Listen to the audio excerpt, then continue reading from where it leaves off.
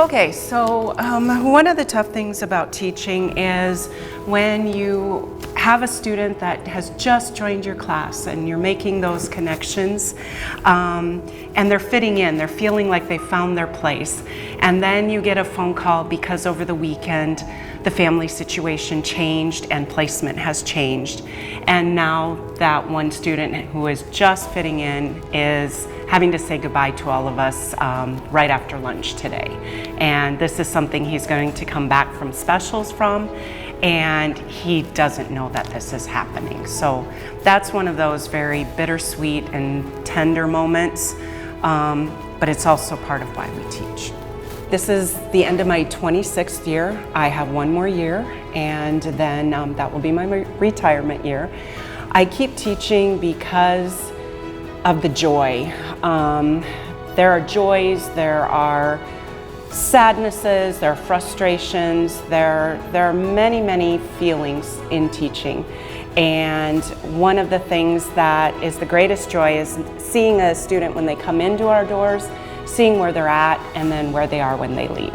And so those are the greatest joys. The frustrational part of it would be when you know that a student is very capable and they can go so far, and we're trying to push them along a little bit, but they just don't quite get that accomplished. But the hope is when they leave our doors and they have the next teacher that they have, or the next teachers, that somebody will be able to keep moving them forward so that they can be successful. So some of the things, this was a Christmas card that I received when I was teaching in Nevada.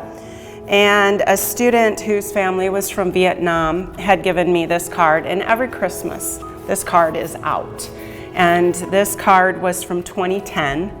Jason was his name, and he said, "Thank you for teaching me new lesson in 4th grade. I will miss you when I move, and I wish you a Merry Christmas." And every year I think about Jason, and I wonder where he is and what he is doing. Then I have things like here in Sioux Falls, the very first year I taught in the Sioux Falls School District in 1st grade, I had a student named Harmony. And days were really, really rough for her. You know, she had good days and she had sad days. And on the last day of school, she gave me this picture that said, "Today is a good day." And she signed it on the back, "From Harmony."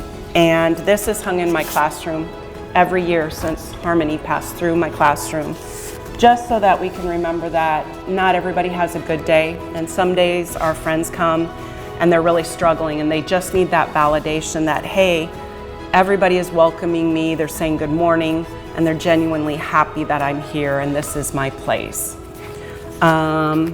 You get little things like bracelets that have your name on it, or little key rings made by the students that are so excited to take your favorite colors and to put them together. Friends that make cards for you and say, "You are the best teacher, love you," and they sign it off.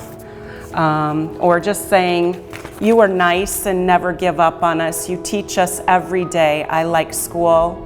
And then it goes on to say that they like their friends, and they always have somebody to play with here at school.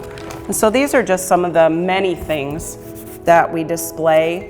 And when you look around the room, you can see, and all over the room, you see pictures that kids have made for you, and they're so excited to give those pictures to us. I had just moved back here to Sioux Falls, and I received an email from a student asking, "Is this the Mrs. Crawford that had me in 3rd grade?" And it was me, and she let me know that she had moved from Nevada to Ohio and was enrolled at Ohio State for teaching because of the impact that I had had on her as a 3rd grade student. That was a wow moment because I never knew that I had impacted her that much. And there would be other students that would come through and say, "You know, I know that I struggled when I was in your class, but hey, I wanted to come back and let you know that I'm now captain of the football team," or "I'm now class valedictorian."